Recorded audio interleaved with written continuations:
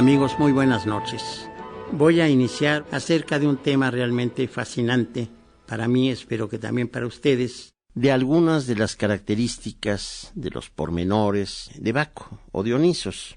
Y sucede con él lo que casi sin variante alguna sucede con los grandes personajes de la mitología o de la historia, que se tienen muchas dudas acerca del significado de su nombre, el origen del mismo y la causa por la que se llama así, porque en la antigüedad, y esto sigue siendo costumbre en algunos lugares todavía, cuando nacía un niño, por ejemplo, que tuviera la cabeza muy grande, le ponían algo que recordara el tamaño de su cabeza. Si era, pues todavía se puede ver, voy a poner un ejemplo clásico, el pie hendido y medio tumefacto, en griego se dice Idipus, y entonces de ahí viene Edipo, porque nació con un pie medio hendido y medio tumefacto.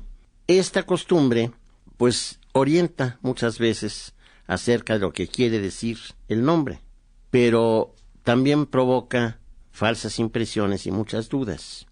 En las etimologías bíblicas, que algunas veces he comentado yo a lo largo de estos programas, pues se trata lo mismo que en las etimologías y en las reflexiones de Platón, que no son en este sentido mucho más precisas. Se da un poquito de libre curso a la fantasía, más que al rigor filológico. Esto vino con el paso del tiempo, y creo que no se puede hablar de la filología en un terreno ya semicientífico, sino a partir del siglo XVI. No quiere esto decir que no hubiera individuos con grandes capacidades para el estudio de las lenguas, del significado y todo esto desde siempre. Pero voy a poner un ejemplo muy ilustre. El gran San Isidoro de Sevilla tiene una obra monumental y admirable que se llama Etimologías. En el sentido literal de la palabra, San Isidoro atina perfectamente bien en lo que incluye en su tratado, pero en el sentido moderno de la palabra no, porque nosotros circunscribimos, limitamos el sentido de la palabra etimología solo a que quiera significar el estudio del origen de las palabras, y no es así. Étimos, que es palabra griega, es un adjetivo que significa verdadero. Entonces, el estudio de la verdad es la etimología. Pero esto se desvirtuó tempranamente. Y las etimologías de San Isidoro, que puse como ejemplo, son realmente una de las primeras enciclopedias del mundo. Porque ahí San Isidoro, que era un individuo de enorme erudición, se ocupa de muchísimos temas, algunos de los cuales no tienen nada que ver con el origen de una palabra. Es más, la mayoría. Cito el caso porque es sumamente significativo. Pero volviendo a Baco, no se sabe realmente qué quiere decir en su origen la palabra. Porque quiero hacer una aclaración. Probablemente algunos de ustedes piensen que de muchas palabras se ignora en su origen qué significaron. Por supuesto que hay casos, pero no son muchos. Porque aunque no haya, y esto está de sobra demostrado por la lingüística moderna, ninguna relación de necesidad entre el nombre y la cosa nombrada, sí se puede decir que en el momento en que una lengua adopta una serie de sonidos para designar un objeto, ese objeto ya se llama de esa manera. Incluso esto está dicho de una manera contundente, maravillosa, en el Génesis.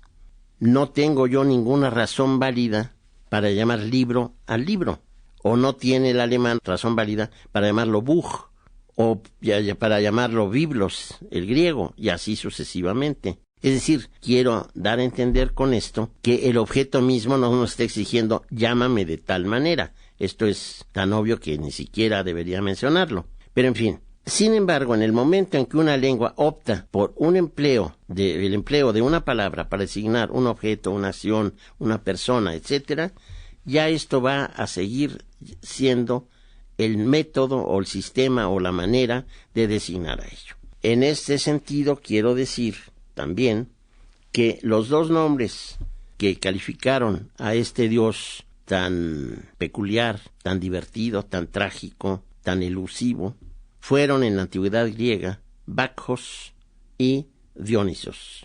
De ninguno de ellos se sabe con total certidumbre el significado. Se acercan los etimólogos, pero desde luego discrepan entre sí respecto al nombre Dionisos. porque uno de los epítetos, es decir, de los adjetivos aplicados frecuentemente al dios, era el de Nisa. Entonces, podría significar el que nació en Nisa, no Nisa la que conocemos todos de las grandes pachangas, no. Una Nisa que está en el cercano oriente. Y Dios es un genitivo muy elegante y clásico de Zeus, o sea, de Zeus. En griego, en vez de decir de Zeus, se dice Dios, que coincide con nuestro Dios, pero no coincide en su sentido. Bueno, entonces querría decir el de Nisa, el nacido en Nisa, y que viene de Zeus.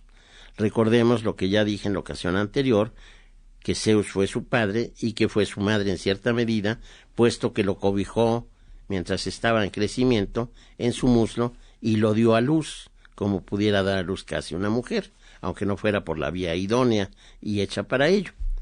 No hay nada mejor y lógico que situar a un personaje de ficción, como es Dioniso Sobaco, por el culto que se le rindió y el objeto del que se le hizo patrono.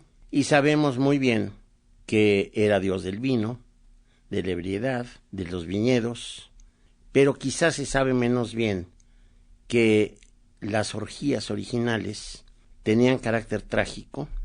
Orgía procede de la palabra orgé, que en griego significa ira, y calificaron inicialmente las orgías al delirio báquico, es decir, a la borrachera báquica, pero la violenta, porque era muy frecuente que en las celebraciones báquicas los seres humanos, particularmente las mujeres, esto está testificado en las bacantes de Eurípides, perdieran la razón y agredieran a todo mundo, es decir, presas, según ellos, del delirio báquico, en realidad yo creo que pues del trastorno que produce el alcohol en el cerebro y de algunas tendencias que tenían muchas de ellas. Pero lo que lo caracteriza a Baco desde un principio es su origen plural, no solo en el sentido literal de su nacimiento, se le llamaba el 2 veces nacido, por lo que ya he narrado, sino también porque en sus procederes, en sus zonas de influencia y en sus posibles zonas de origen, vamos a encontrar divisiones. Tiene, por ejemplo, relaciones bastante cercanas con el cercano oriente, va la redundancia. Y los latinos lo identificaron inicialmente con un dios itálico, llamado Liber Pater, o sea, el Padre Libre. Probablemente la asociación viene de que en el momento en que entra, en efecto, el vino, se siente uno libre para hacer cualquier cosa. Ya sabemos que por regla general es unas tonterías, pero las hace con gran libertad y muchas veces muy contento de hacerlas. Entonces, ya vimos que es hijo de Zeus y de Semele. Ya narré en alguna otra ocasión esta leyenda hermosa. Pero Semele, a su vez, y esto es muy significativo, es hija de Cadmo y de Armonía. Y aquí hay algo de tela que cortar. Cadmo es un individuo que procede del actual Líbano, es fenicio. Fenicia es actualmente el Líbano, parte del territorio del Líbano. La palabra Cadmo, el nombre Cadmo, casi sin lugar a duda, es de origen, a pesar de que sea el nombre griego, es de origen semítico y es muy posible, por no decir seguro, que provenga de un sustantivo Kedem. Kedem quiere decir oriente, pero también quiere decir antiguo.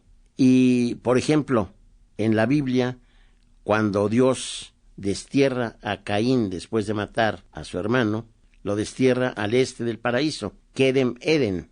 Entonces, el oriente se considera el lugar del nacimiento. Entonces, Cadmo vendría a ser una especie de metáfora para decir que era muy antiguo, y como antiguo, muy venerable. En los pueblos antiguos, y hasta en nuestras fechas, nuestros indios mexicanos siguen tributando un culto especial a los ancianos. Y su madre era Armonía, la madre de Semele. Armonía, pues creo que no es necesario explicar lo que significa. Armonía, por supuesto que sabemos lo que significa, es absurdo tratar de explicarlo, pero creo que sí conviene hacer algunas precisiones etimológicas. Existe en griego un verbo, que es el verbo armoto, que también puede tener la forma armoso, y significa conciliar, significa arreglar. Y se usó originalmente, o cuando menos algunos de sus usos muy antiguos, del verbo y del sustantivo derivado, aludía a la armonía de las esferas, es decir, a esa teoría pitagórica que veía una especie de universo musical en el universo visible y que atribuía por ello una especie de pauta, por decirlo de alguna manera, al acomodo de los cuerpos celestes. Precisamente por ello, la palabra tiene un sentido mucho más profundo, mucho más reverente en su origen que en la actualidad.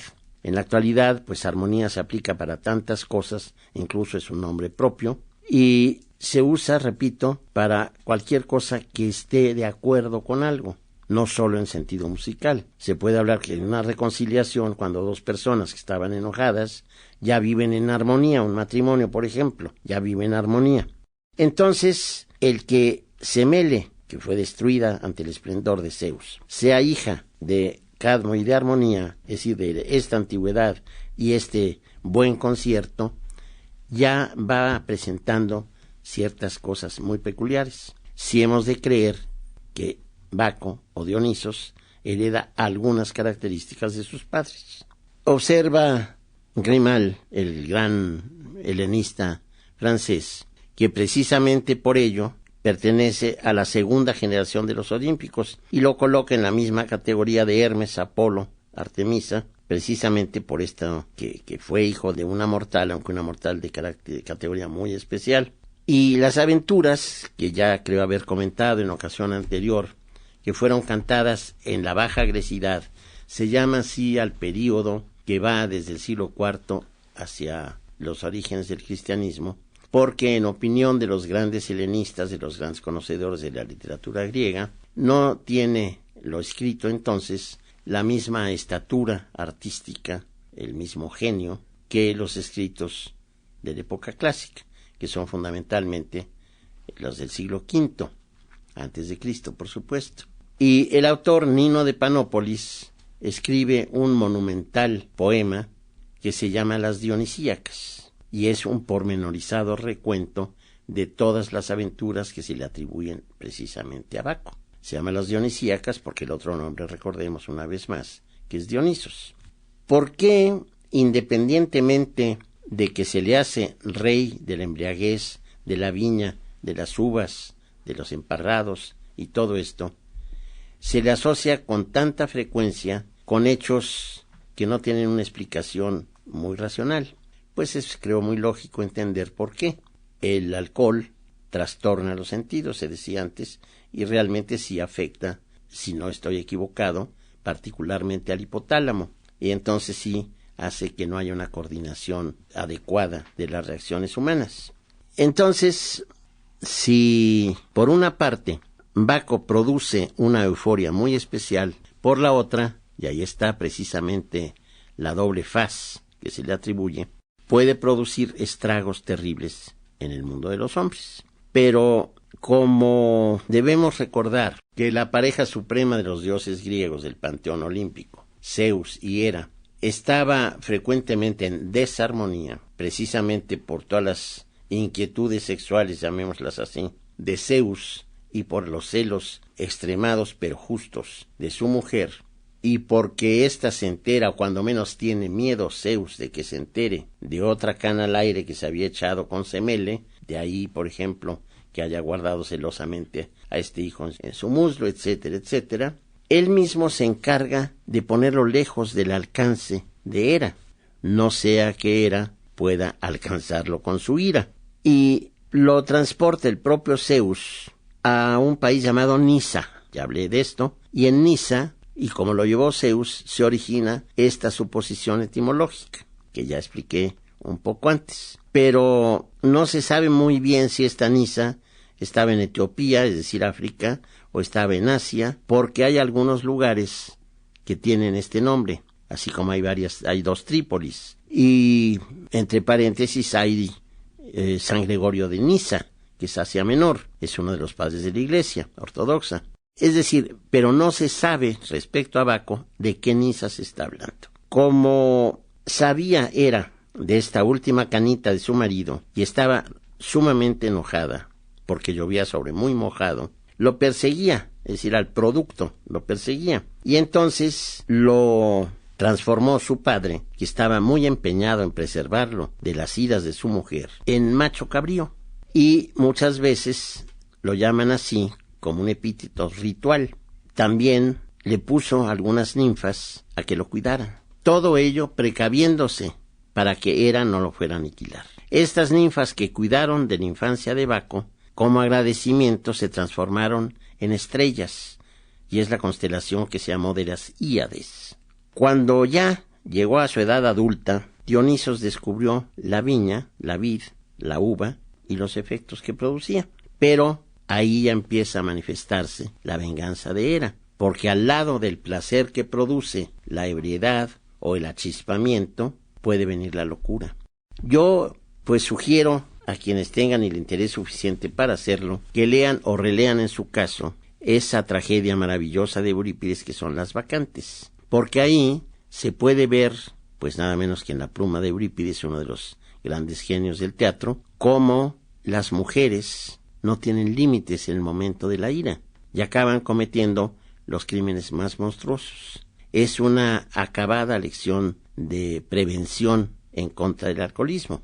Y como prueba el propio Dionisos, la vid prueba la uva, el efecto que produce en él, lo hace andar errante de aquí para allá, y precisamente por ello llega a Frigia, y en Frigia conoce a Cibeles. Cibeles es otra diosa del panteón griego de la que me ocuparé en alguna ocasión, porque es fascinante por misteriosa, porque Cibeles es una diosa tanto terrestre como subterránea, y se celebraban misterios en honor de Cibeles, y ella acoge a Dionisos a su lado y lo inicia en sus propios misterios. Todo esto, ya leído con un criterio moderno, nos está diciendo, creo yo, que al lado de la embriaguez, del placer, del riesgo, de la afección que puede provocar en nosotros, no se hablaba de adicciones, pero ahora sí se conocen. Este delirio, salirse de sí mismo, puede conducirnos o bien a la muerte, bajo tierra, o bien a tener alguna intuición genial que nos revele de una manera milagrosa algo que está escondido para el resto de los mortales. Una vez que sale de este acceso de locura, sigue viajando, pero también poseído de una manía ambulatoria terrible, y llega a Tracia, cuyo rey es Licurgo, y este rey no lo recibe bien, lo recibe con cajas destempladas, lo quiere despachar, y quiere matarlo incluso, pero no sabe que está protegido, pues nada menos que por el padre de los dioses. Y él, Licurgo, poseído de una ira irracional, lo aprisiona y se salva muy pronto, se refugia con Tetis, la madre de Aquiles, ninfa, y ella lo protege en el mar. Estamos viendo que Baco va adquiriendo una serie de capacidades verdaderamente notables. Pero lo sigue persiguiendo Licurgo y captura a las bacantes, es decir, a las seguidoras, que son liberadas también. Y ya furioso, verdaderamente enloquecido, ya demente, por su ira, por su odio en contra de Dionisos, Licurgo toma una espada para cortar la vid y de esta manera acabar con el fruto que protege este dios, este individuo, para él. Pero por supuesto ya tiene encima la maldición divina, y en vez de cortar lo que él creía la vid, se corta una pierna, y está desangrándose, pero sigue, enloquecido también, atacando a todos. Los tracios, al ver aquella tragedia de la insania de su rey, de pronto reciben una orden de que le den muerte, y así lo hacen. Efectivamente, muere a manos de la chusma. Creo que en todo esto se sacan lecciones de muchas naturalezas. La primera de ellas es que si Licurgo estaba borracho, cosa que no puede negarse del todo, pues esto puede acarrear la muerte, pero que también en el momento de la embriaguez pueden surgir hasta en el hombre más apacible ánimos de muerte, agresividad terrible, incontrolable muchas veces. Por desgracia, ¿cuántas veces hemos visto en nuestro México, que tiene un alto índice de alcoholismo, que dos individuos, compadres del alma, que están departiendo, entre comillas, en una cantina, de pronto por alguna cosita involuntaria y sin la menor importancia ni trascendencia, uno de ellos se pone furioso y sin más ni más, muy a la mexicana, le entierra al otro un fierrito. es decir, le da una puñalada. Y esa puñalada, pues a lo mejor se la dio en el corazón y el otro señor se fue al otro barrio. Esto, insisto, es una de tantas lecciones que nos puede dar esta mitología tan florida, tan hermosa, tan elegante incluso. Pero detrás de todo ello hay que ver la lección oculta, y creo que es una de las que nos da. Una vez que tuvo esta pésima experiencia en Tracia, Dioniso se va a la India y conquista la India porque la somete por la fuerza de sus armas y porque también emplea ciertos poderes mágicos que tenía. Se supone que a partir de entonces, de esta conquista de la India, entraron a formar parte del cortejo báquico los panteras, que son parte indispensable de él, y que también entonces, como una afirmación de sus atribuciones y de la advocación que tiene, el propio Dios se corona de pámpanos y de vides. Y también lo acompañan las bacantes, los sátiros, los silenos y otras divinidades menores, como el dios Príapo. El dios Príapo, pues, tenía como característica una permanente erección. En la medicina se habla de una forma, creo que transitoria, de enfermedad, que es una erección permanente, y se llama priapismo, por el dios Príapo. Aquí vemos otro rasgo más del delirio báquico, la generalmente engañosa potencia sexual del borracho. Decía maravillosamente bien dicho Shakespeare que el alcohol es muy excitante, pero se era que era muy mal performer, es decir, que a la hora de la verdad no resultaba, y yo creo que es un hecho. Creo que todas estas cosas que se van bordando en torno a la observación de la vida cotidiana y se van embelleciendo y transformando hasta convertirse en mitos, son una manera que usaron, entre otros pueblos de la antigüedad, los griegos para dar amablemente, pero con gran profundidad, lecciones de comportamiento a los mortales. No es tan simplemente babosa como suponemos muchos la mitología. No es simplemente decir, ay, pues fulanito era el patrón del cielo y el otro del mar y el otro de la tierra y el otro tuvo muchos hijos porque pues, era muy mujeriego, etcétera, etcétera. No, hay grandes enseñanzas, pero digamos que con una píldora dorada que es la leyenda mitológica, que suele ser muy hermosa y que ha producido gran literatura, gran música, en una palabra, gran arte.